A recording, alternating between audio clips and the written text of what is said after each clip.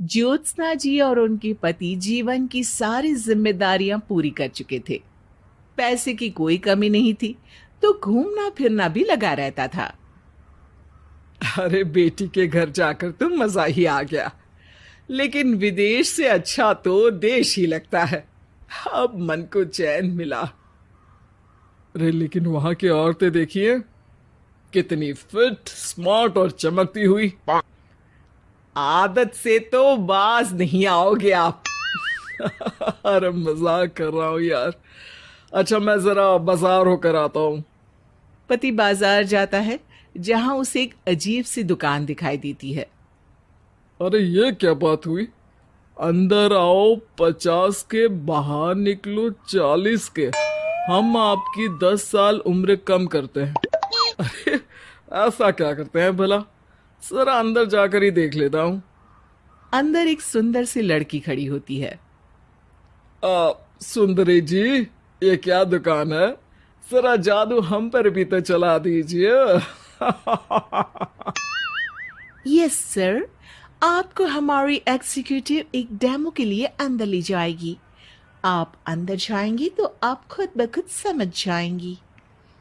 पति अंदर जाता है, जहां सेल्स गर्ल मिलकर पति को नकली बाल, नकली दांत, रंग बिरंगी कपड़े के साथ रंगीन चश्मा लगा देती है।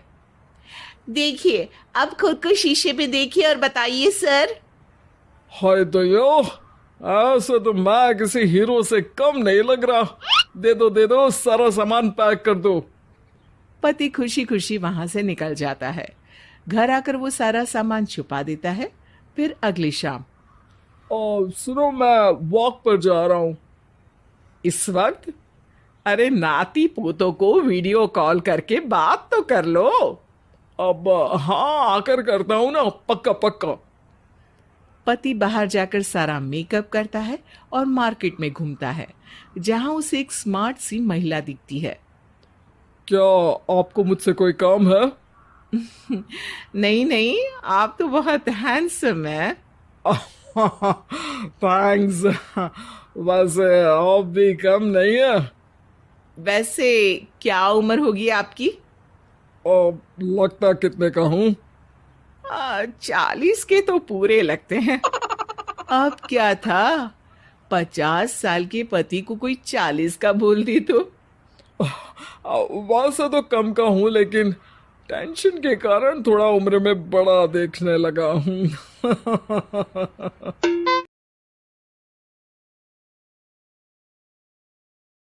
ओ सच्ची, आप 40 के पूरे नहीं हो? अरे छोड़िए ना। चलिए, मैं आपको कॉफी पिलाता हूँ। यहाँ की कॉफी काफी शानदार होती है। दोनों में दोस्ती हो जाती है और फिर चल पड़ता है सिलसिला रोज रोज के घूमने फिरने और मजे करने का। अब सारा दिन पतिदेव फोन पर। अरे नाश्ता तो कर लीजिए, क्या सारा दिन फोन पर लगे रहते हैं? अरे यार, जरूरी काम कर रहा हूँ मैं। रिटायर हो, पेंशन मिलती है, कोई काम नहीं है, फिर कौन सा जरूरी काम आन पड़ा आजकल? अरे एक प्रोजेक्ट के सोशल नेटवर्किंग का काम है, उसी पर काम कर रहा हूँ। ठीक है ठीक है, चलो अब नाश्ता कर लो, देर हो रही है।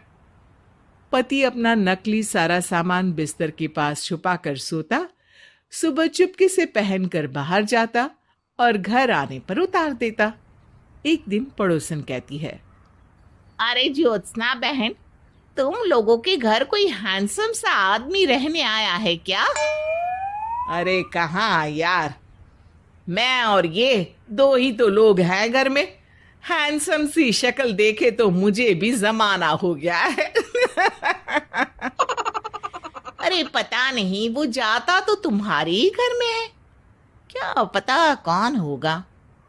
अरे तुम्हारी उम्र हो रही है ना, और भाई साहब को भी गए 5 साल हो गए, शायद इसीलिए अब सारे हैंडसम नजर आ रहे होंगे। पड़ोसन भी ज्योत्सना की बात पर मुस्कुराकर वहां से चली जाती है। एक दिन, अरे सुनो जी, बहू बेटा और पोता आ रहे हैं, कुछ दिनों के लिए वो हमारे साथ ही रहेंगे। अरे शिट यार, ये क्या है? बेटे ने तो कर ली शादी, अब क्या करने आ रहा है यहाँ पर? अरे कैसी बात कर रहे हो जी? इस उम्र में तो माता पिता तरसते हैं कि बच्चे आखिर साथ रहे, लेकिन आप हैं कि अरे ठीक है ना, लेकिन अब देखो सभी व्यस्त हैं अपनी जिंदगी में। ये लोग आएंगे रहेंगे, कितनी डिस्टर्ब हो जाएगी लाइफ। कैसी बात कर रहे हो? अरे जैसे बहुत हैपनिंग है ना तुम्हारी लाइफ, तो जो बच्चों के आने से डिस्टर्ब हो जाएगी। अरे दिन काटने मुश्किल होते हैं, बच्चे आ जाएंगे तो थोड़ा दिन रात पता तो चलेगा। ओफो ठीक है, लेकिन बोल देना कि ना कोई मेरे कमरे में आए, ना मेरी लाइफ पे दखल दे कि मैं कहाँ जा रहा हूँ, क्या कर रहा हूँ, समझी? खैर, वो दिन भी आ जाता है जब बहू, बेटा और पोता उन लोगों के घर आते हैं। एक दिन, माँ जी, आज मेड नहीं आई है तो मैं आप लोगों के कमरे में झाड़ू लगा देती हूँ। अरे नहीं नहीं बहू, वो तेरे पापा को ना पसंद नहीं है कि कोई उनके कमरे में जाए। तू छोड़ ना, मैं खुद ही लगा दूंगी। सास को समझ में नहीं आता कि आखिर उसके पति ने किसी को कमरे में जाने से मना क्यों कर रखा है। खैर, वो साफ सफाई करके बाहर निकल आती है, लेकिन कहते हैं ना, बच्चा तो अबोध होता है, उसे किसी बात का क्या पता। वो खेलते खेलते दादा के बिस्तर तक पहुंच जाता है और बाहर ले आता है दादा का वो सारा सामान जो वो लगाकर घूमते थे। ज्योत्सना की नजर उस सामान पर पड़ती है। वो बच्चे से पकड़कर कमरे में लाती है और पैकेट खोल कर देखती। हाय रे दैया, ये क्या? लग रहा है कि आजकल ये प्रोजेक्ट नया मिला हुआ है। बेटे बहू के जाने के बाद ज्योत्सना सोचती है कि वो बात करेगी, लेकिन फिर अरे खुद से बात करूंगी तो मुकर जाएंगे, पता लगाना होगा कि माजरा क्या है। कुछ दिनों बाद, अरे यार, ये बच्चे लोगों के आने से लाइफ ना बड़ी डिस्टर्ब सी रही। मैं कुछ देर के लिए वॉक पर जा रहा हूँ, आराम से आऊंगा 2-4 घंटों के बाद, ठीक है? मैं क्या सोच रही हूँ कि मैं भी आपके साथ चलती हूँ। अरे थोड़ा रिलैक्स मैं भी तो हो जाऊं। हाँ, पड़ोस वाली बुढ़िया के साथ नीचे पार्क में जाकर वॉक करके आ जाओ। अच्छा जी, तुम कार से लॉन्ग ड्राइव के मजे लो और मैं पड़ोस की बुढ़िया के साथ। पति नहीं मानता और अपना पैकेट और कार लेकर निकल जाता है। रास्ते से वो उस महिला मित्र को फोन करता है। हाय ब्यूटीफुल, मैं कुछ दिनों के लिए आउट ऑफ कंट्री था, आज आ गया तो सोचा तुमसे मिल लूं। हाँ हाँ, क्यों नहीं, क्लब में आ जाओ। पति क्लब में पहुंचता है, सारा नकली सामान चिपका भी लेता है, लेकिन उसे पता नहीं होता कि ज्योत्सना ने सबका गोंद निकाल दिया है। ओ बेबी, मैंने आपको बहुत मिस किया। मैंने भी। लेकिन वो जैसे ही हंसता है, उसके नकली बाल गिरकर हाथ में आ जाते हैं, जिससे उसका सर गंजा दिखता है। ओ ये क्या? तभी उसका दांत भी हाथ में आ जाता है और ज्योत्सना के पति का सारा बुढ़ापा उसकी दोस्त के सामने आ जाता है।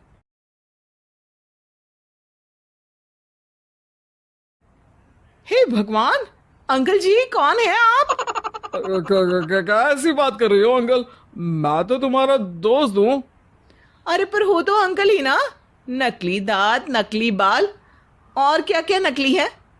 पति को गुस्सा आ जाता है। वो महिला के बाल पकड़कर खींचता है, जिसके बाद उसका बाल भी उसके हाथ में आ जाता है और महिला के सारे पके बाल सामने आ जाते हैं। ओह, तो तुम भी उसी दुकान से हो? जाओ 50 की निकलो 40 के। हाँ, बढ़िया आई मुझे अंकल कहने वाली। लेकिन ये समझ में नहीं आ रहा कि मेरे बाल और दांत बाहर कैसे आ गए। तभी वहां ज्योत्सना आ जाती है।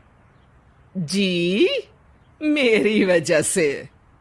चलिए इन आंटी जी को नमस्ते कहिए, फिर घर चलते हैं और वहां मैं बनाऊंगी आपको 40 का।